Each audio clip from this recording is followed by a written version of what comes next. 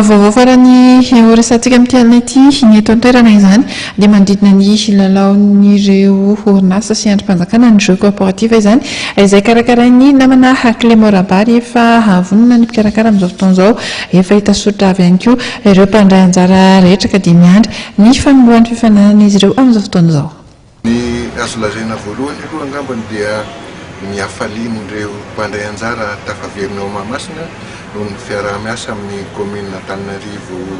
renivohitra satria azo lazaina fa ho an'ny mpity fanatanjahantena dia hafa ihany zany hoe mba mahazo Mahamasina izany izay aloha zany dia noho izay antony izay dia azo antoka fa ho avy maro ireo mpandray anjara ary efa nisy sady moa rehefa nisoratra anareo na dia mbola afaka 2 herinandro ary ny tena marina satria dia ny 14 sy ny 15 jona izao no tanterahana amin'ny Kianjabe Mahamasina ny andiany fahasivy amin'ny jeu corporatif an'Antananarivo amin'ny titony. Mbola misy ny atao hoe mety mpandray anjara vaovao inona ny tsara fantatro izy ireo, inona avy ny taranja andraisana anjara, aiza ihany koa izy no manatona raha ohatra ka hoe handray anjara amin'izany. Ny mpandray anjara vaovao aloha ngambany zany dia iangaviana anatiny eny Mahamasina ao amin'ny varavarana fahaenina nefa ny mino izay fa efa voazara daholo ireo fanasana rehetra mety tsy dia izy trony angambany izay satria ireo tena le mandray anjara ihany no miverina mandray anjara ary mikasika ireo taranja ilalaovana dia amin'ny alahelo ny tenenina hoe tsy mbola misy indray ny jiboka netibe amin'ny titony ity satria dia nitsivalana ny fédération ny jiboka netibe noho izany ny zavatra hita eo zany dia ny baolina kitra hita volleyball mixte, basketball, ny beloty ary ny tenisy ho an'ny lehilahy sy ny vehivavy ho an'ny tokana. Iverenina kely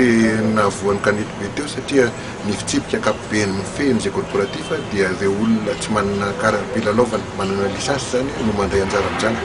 Tsy nety nefa ny fédération ny pétanque raha tsy hoe tsy maintsy manana karaha-pilalaovana ka izay ny antony nanafoananay amin'le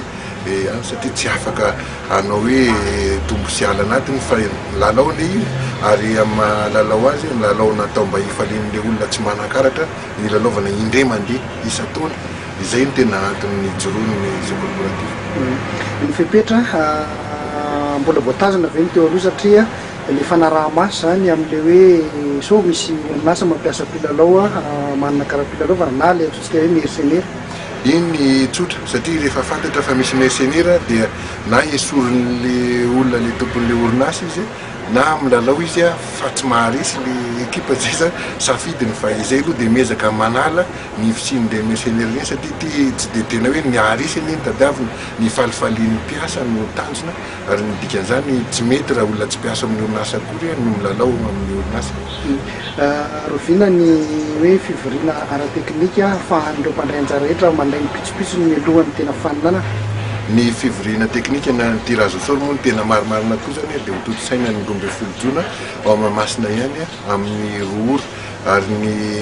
fisoratana anarana dia mifarana amin'ny andro 12 jona io amin'ny 12 ora ao Mahamasina ihany izay isorako sahady ny commune Antananarivo renivohitra moa nanolo-tanana fa efa saika tsy ho atao ary izy noho ny tsy fisian-kanja filalaovana nefa dia nanaiky moa Andriamatoa PDS dia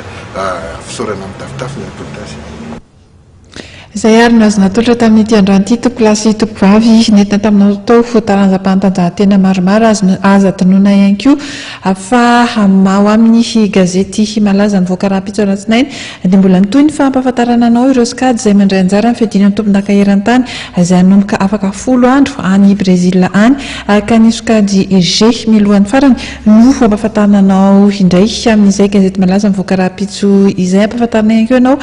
fa mandritra izay fiadina amin'ny tompon-daka eran-tany zany dia isy ny etsika manokana izay ho tanterahana eto amin'ny Matv zany fandarina mahery ny fahitalavitra Matv ny gazety mahery sy ny gazety malaza ihany koa ka manasanao hijanona hatrany amin'ny fahitalavitra ny Matv izay sy anjoy ireo gazety malaza sy ny gazety mahery ihany koa ampahafantarina aminao ombieny ihany moa ny mikasika izay fa ny amin'ity androany ity kosa dia isoraina bezabe ianao tany atokantrano tany sy any amin'ny toerana rehetra tany naharitra anjery hatramin'ny farany ary dia mametraka ny veloma mandra-pionao amin'ny manaraka indray.